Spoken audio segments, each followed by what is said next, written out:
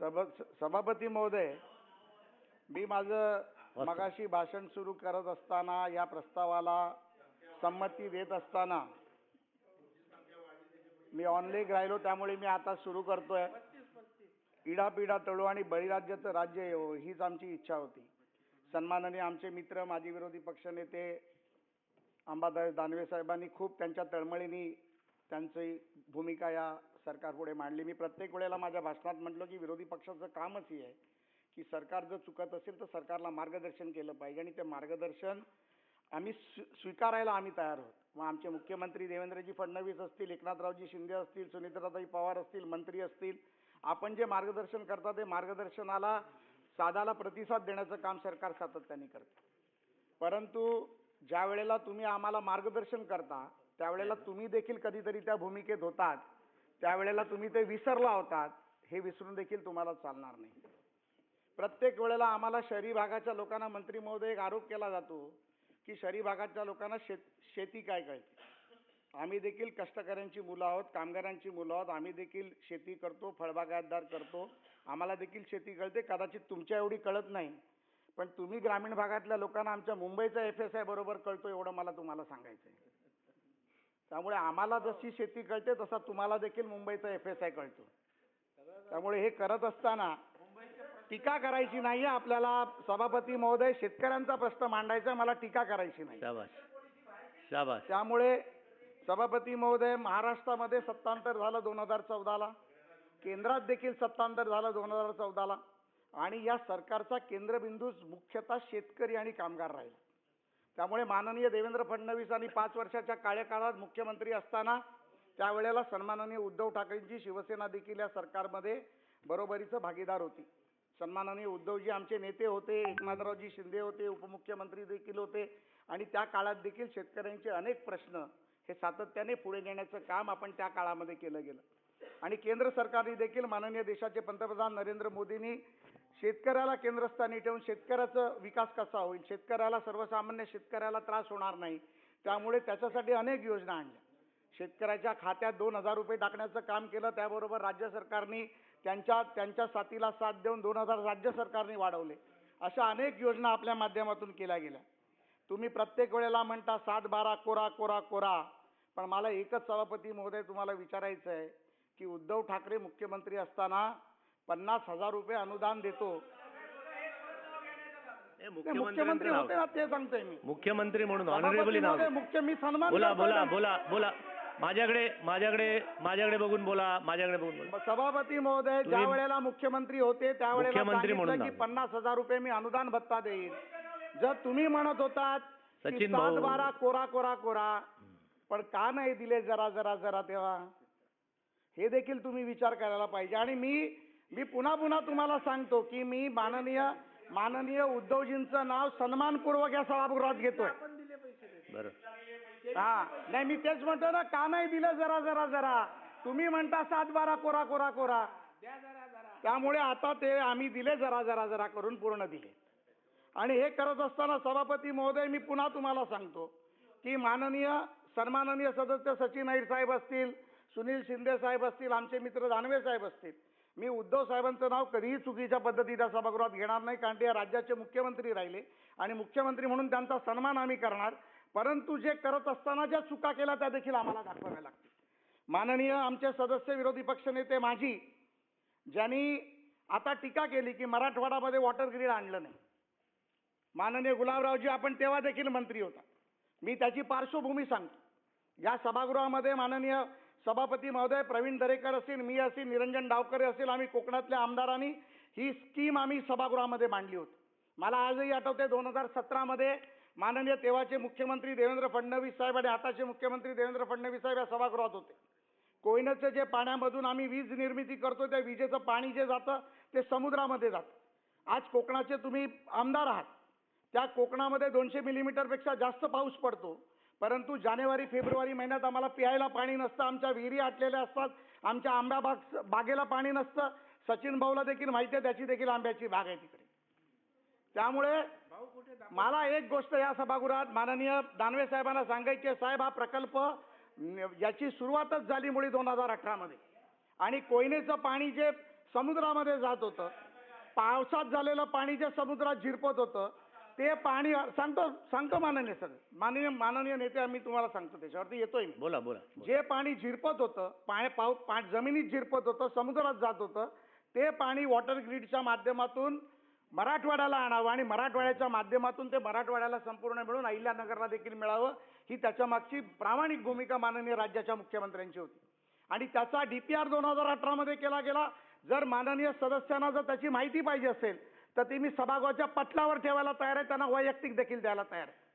सभापती महोदय, DPR तयार झाला त्यावेळेला काल ज्यांची बदली झाली, वेलारसू साहेब जे MMRD ला गेले, त्यावेळेला ते त्या प्राधिकरणाचे सेक्रेटरी म्हणून काम करत होते आणि त्यांनी हा DPR तयार केला. DPRचं टेंडर तयार झालं.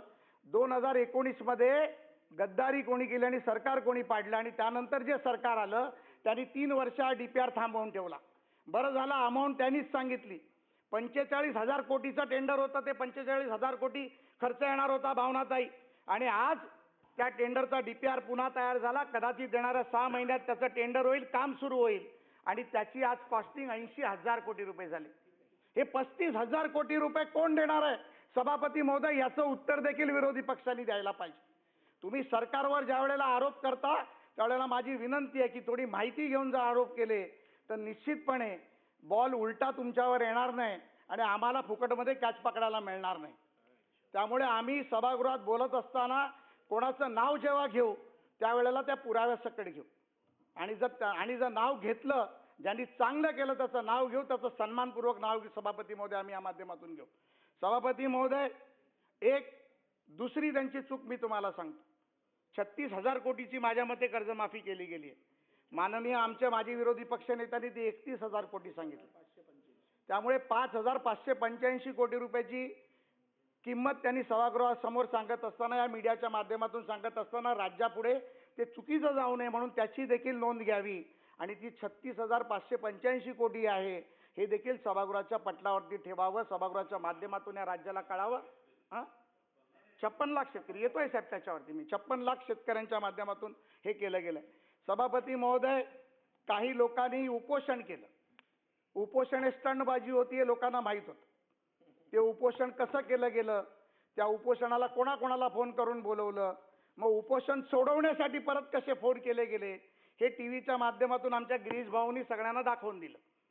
माझं म्हणणं असं आहे की हे सरकार शेतकऱ्यांचं आहे, शेतकऱ्यांसाठी झटणाऱ्याचं सरकार आहे. त्यामुळे शेतकऱ्यांसाठी लढणारा प्रामाणिक आमचा बच्चू कडू देखील आज आमच्या बरोबर आहे, याचा देखील आम्हाला अभिमान. आणि हे सांगत असताना सभापती महोदय, मला संरक्षण द्या. सचिन भाऊंकडनं मला संरक्षण द्या सभापती भाऊ. सभापती महोदय, ज्या विषयासाठी उपोषण केलं गेलं त्याच्यामधल्या काही बदलाव त्यांनी जे मागितले त्या बदलावामध्ये काय होतं सभापती महोदय, यामध्ये फार स्पष्टपणे सरकारने सांगितलं होतं, जे विद्यमान व भूतपूर्व सांसद सदस्य, विधानसभा सदस्य, विधान परिषद सदस्य, जे माननीय विद्यमान भूतपूर्व आताचे मंत्री, राज्यमंत्री, जे स्वतःचं उत्पन्न ज्यांचं आहे आणि त्याच्या व्यतिरिक्त शेती आहे, राज्य क्षेत्रातील सार्वजनिक उपक्रम व अनुदानित संस्थाचे अधिकारी कर्मचारी, शेतीबाह्य उत्पन्नाच्या स्रोतातून आयकर भरणाऱ्या व्यक्ती, निवृत्त वेतनधारक व्यक्ती ज्याला 25,000 पेक्षा जास्त निवृत्ती वेतन आहे, माजी सैनिक वगळून याच्यामध्ये कृषी उत्पन्न बाजार समित्या, सहकारी साखर कारखान्याचे हंगामी कर्मचारी वगळून सहकारी सूतगिरण्या, जिल्हा बँका, नागरी बँका, राज्य बँका, दूध संघ, राज्य पदाधिकारी, अधिकारी ज्यांना 25,000 पेक्षा जास्त वेतन आहे, अशा लोकांना या योजनेतून काढण्याचं काम केलं गेलं. मग ज्यांनी उपोषण केलं त्याला विचारायला पाहिजे की बाबा तुमच्या डेऱ्यात तरी पण तुम्हाला कर्जमाफी पाहिजे का? तुम्ही आंतरराष्ट्रीय स्तरावर डेअरी चालवता तरी तुम्हाला कर्जमाफी पाहिजे का? का वांगे पिकवून परत करोडो रुपये वांग्याचं उत्पन्न दाखवायचं आहे का? हा देखील प्रश्न आम्हाला आहे. त्यामुळे साखरेबरोबर वांग्यातून देखील उत्पन्न होतं या राज्यांनी पाहिलंय आणि तेही करोडो रुपयाचं होतं हे देखील या राज्यांनी पाहिलंय. त्यामुळे हे उपोषण भोगस होतं, सरकारला बदनाम करण्याचं होतं आणि 3 दिवसानंतर उपोषण करणं सभापती महोदय एवढी सोपी बाब नसते. सोन्याच्या चमच्यानी दूध पिणारे लोक तुम्ही जन्माला आलात आणि आता शेतकऱ्यांसाठी तुम्ही उपोषणाला बसताय. कशा पद्धतीत गाड्या भरून भरून लोक आणली हे आम्ही पाहिली. कुठल्या कारखान्यातून लोक आली, कसे गाड्या दिल्या गेल्या हेही महाराष्ट्रातल्या जनतेने पाहिलं. त्यामुळे हे उपोषण थोटांड होतं आणि शेतकऱ्याला फसवणारं होतं. कारण या प्रत्येक शेतकऱ्याच्या मागे देवाभाऊचं सरकार आहे आणि देवाभाऊचं सरकार फार खंबीरपणे या शेतकऱ्यांच्या मागे उभं आहे. सभापती महोदय, मी आपल्याला सांगितलं की 36,585 कोटीची कर्जमाफी झाली. 56 लाख शेतकऱ्यांना त्यांचा फायदा होणार आहे. नियमित कर्जफेड करणाऱ्याला 50,000 प्रोत्साहनपर ते आम्ही देणारच आहोत. फक्त आश्वासन नाही देणार, 7/12 कोरा करणारच आहोत. तुमच्या वेळेला 7/12 कोरा करत असताना त्याला लॅमिनेट लागलं होतं का, हा देखील प्रश्न आमच्यासारख्या सर्वसामान्य कार्यकर्त्याला पडला.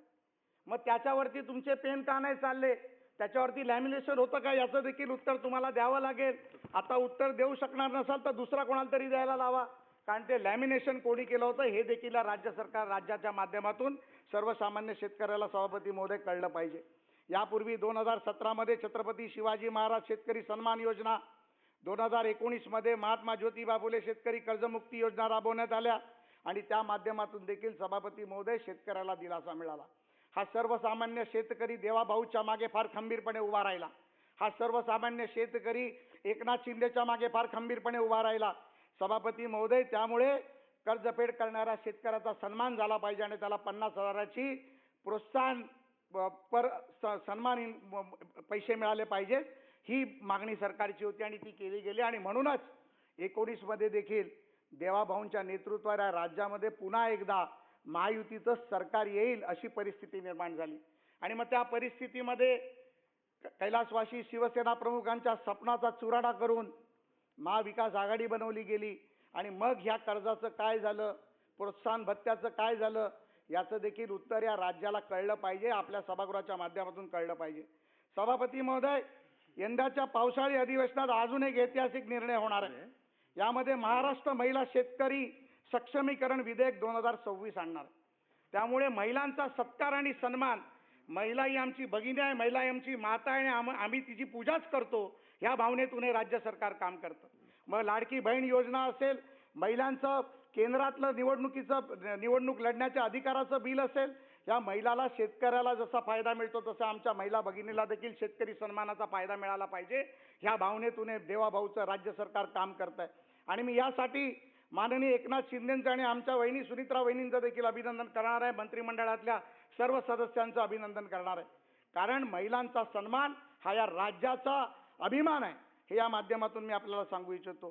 कृषी क्षेत्रात 81% अधिक महिलांचा सहभाग आहे साहेब सभापती महोदय.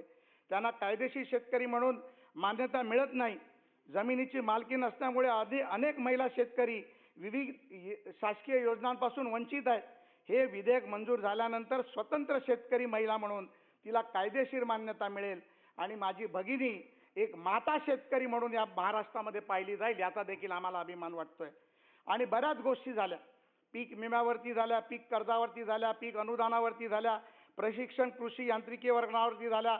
आमच्या ड्रोन दीदीच्या माध्यमातून आमच्या महिलांना ड्रोन प्रशिक्षण दिलं गेलं, त्यांना स्वावलंबनी उभं करण्याचं काम केलं गेलं. त्याच्यानंतर जे खताच्या वाटपाच्या बाबतीत देखील त्याच्यावर चर्चा केली गेली आणि टीका केली गेली. माझे सन्माननीय मित्र, जुने मित्र, कॉलेजचे मित्र सतेज बंटी पाटील या सभागृहात बसले. माननीय मुख्यमंत्र्यांकडे त्यांनी चर्चा केली. हे जे एकावर एक स्कीम जबरदस्ती विकत घ्यावी लागते खतांच्या माध्यमातून, आणि याच्यात त्यांनी चर्चा केल्यानंतर मुख्यमंत्र्यांनी त्याला पॉझिटिव्ह प्रतिसाद 1 मिनिटात गुलाबरावजी दिला आणि त्यांना सांगितलं की तुम्ही फोन लावून द्या, मी तुमच्या अधिकाऱ्याशी बोलतो आणि तात्काळ निर्णय बंटी पाटील साहेब तुम्ही जो म्हणाल तो निर्णय आपण घेऊ. अशा पद्धतीतले मुख्यमंत्री जेव्हा काम करतात तेव्हा त्यांची तारीफ देखील पाटील साहेब आपण केली पाहिजे, ही माझी तुमच्याकडनं प्रामाणिक इच्छा आहे. कारण पाटील साहेब मुख्यमंत्र्यांनी कधीच तुम्ही एखादा शब्द सांगितला, दानवे साहेबांनी सांगितला, उद्धवजींनी फोन करून सांगितला, तो कधी झाला नाही असा महाराष्ट्राने कधी पाहिलं नाही.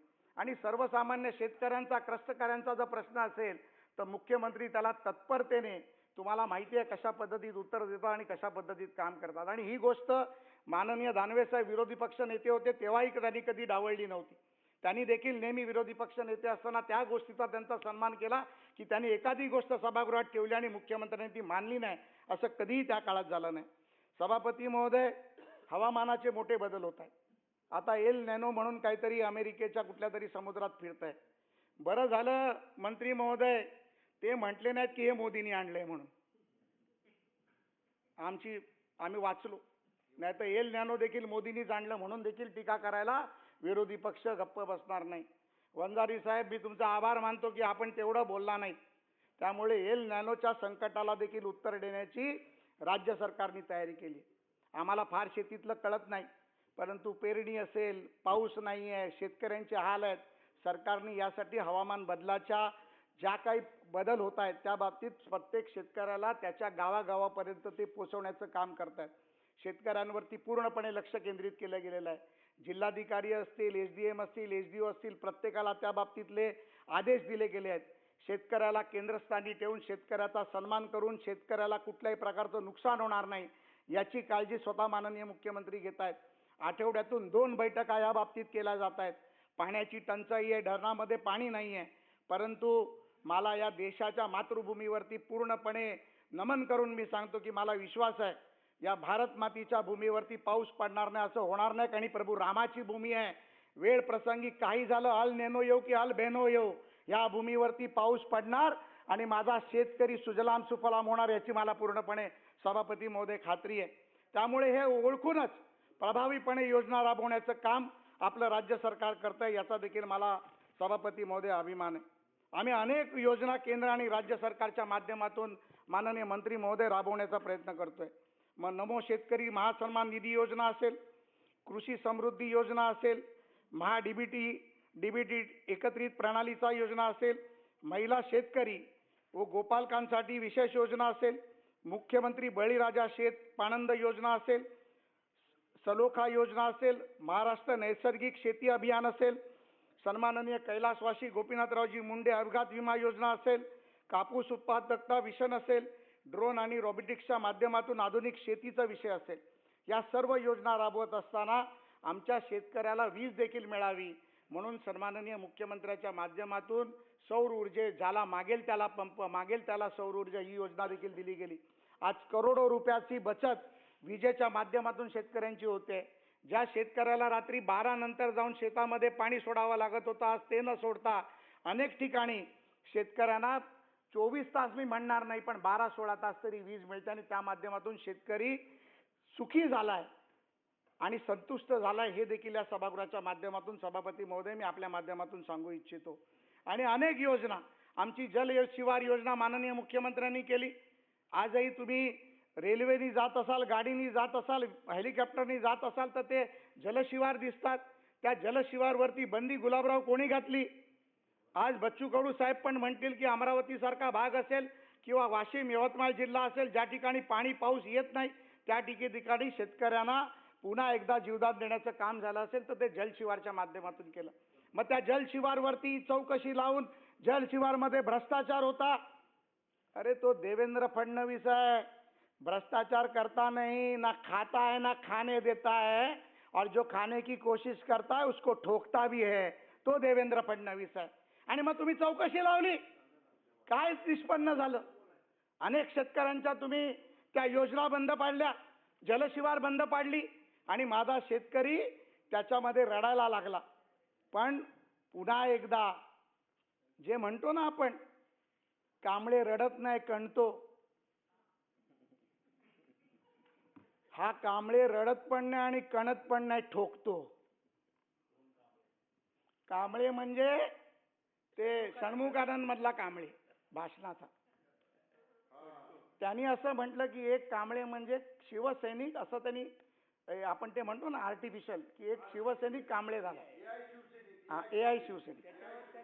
तर त्याच्यावर मी काल देखील एक कविता केली गुलाबरावजी, की मतदारांनी तुडवलं पण कांबळे रडला नाही, फक्त कणला. 6 लोक आमची बिनविरोध निवडून आली तरी पण कांबळे रडला नाही, फक्त कणला. आणि म्हणून मी त्यांना त्याच्यामुळे हे काय आहे की बोलणं फार सोपं असतं ताई. विरोधी पक्षात असताना आम्ही आरोप केले, पण आम्ही आरोप केले तर गृहमंत्र्याला देखील घरी पाठवले आरोप करत असताना प्रवीण दरेकर आणि प्रसाद लाडणी. आणि मग 100 कोटीचा भ्रष्टाचार, डान्स बार मधले पैसे, किती लोक घरी पाठवली गुलाबराव, किती लोक जेलमध्ये पाठवली, अटक करायला निघाले होते, दरेकराला, गिरीश महाजनला, प्रसाद लाडला आणि कोणाकोणाची नावं घेऊ शकतो, माननीय देवेंद्र फडणवीसांना, एकनाथ शिंदे साहेबांना, सगळ्यांचा कार्यक्रम झाला. नाही असं तर थोडं त्यामुळे त्यामुळे सचिन भाऊ मुद्द्यावर या. प्रसादजी इकडे बघा. नाही मी म्हणत होतो अटक करायला निघाले प्रसादजी. सन्माननीय सभापती महोदय, त्यामुळे मी सत्य परिस्थिती सभापती महोदय सभागृहापुढे आणत होतो. मी कधी खोटं बोलत नाही, कांबळे कधी खोटं बोलत नाही.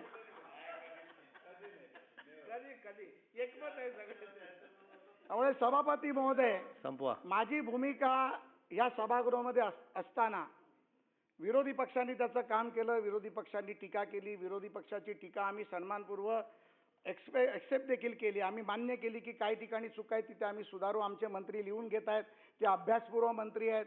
अर्थ खातं पण त्यांच्याकडे आहे, शेती खातं पण त्यांच्याकडे आहे. ते लिहित आहेत, ते न्याय देतील, मुख्यमंत्र्यांना विचारतील.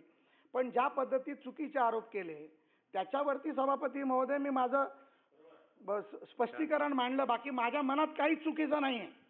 सभापती महोदय, प्रधानमंत्री आदरणीय नरेंद्र मोदी साहेब यांच्या नेतृत्वात आणि देवेंद्रजींच्या नेतृत्वात या महाराष्ट्राला नवी दिशा देण्याचं काम होतं. शेतकरी, महिला, युवक, गरीब तसेच 4 घटक केंद्रस्थानी ठेवणे शासन कार्यरत होत आहे, याचा देखील मला अभिमान आहे.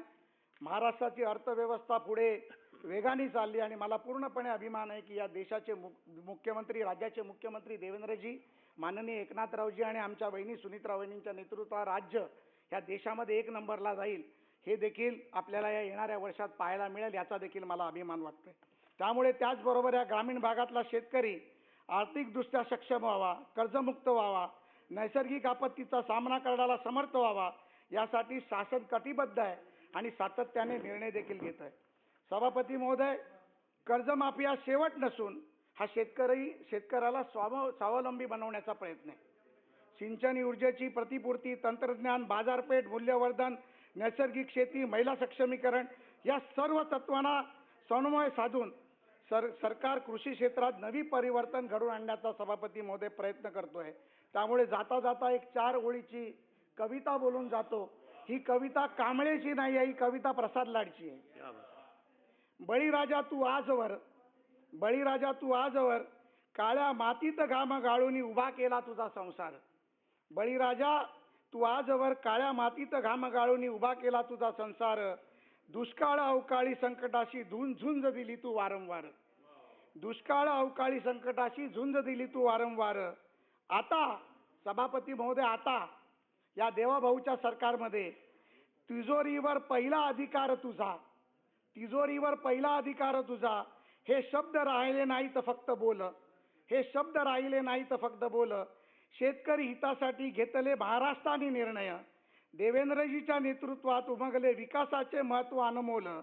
म्हणूनच बळीराजा म्हणतोय, समाधान भरले माझ्या अंतरी, श्रमाचा झाला सन्मान. उज्ज्वल दिसतोय बळीराजाचा दरबार आणि त्या दरबाराला न्याय देणार आहे देवाभाऊ एकनाथरावजी आणि सुनेत्रा वहिनींचं सरकार. त्यामुळे मी या 260च्या प्रस्तावाला पूर्ण समर्थन देतो आणि या सभागृहाला माझा जय महाराष्ट्र सांगतो. धन्यवाद.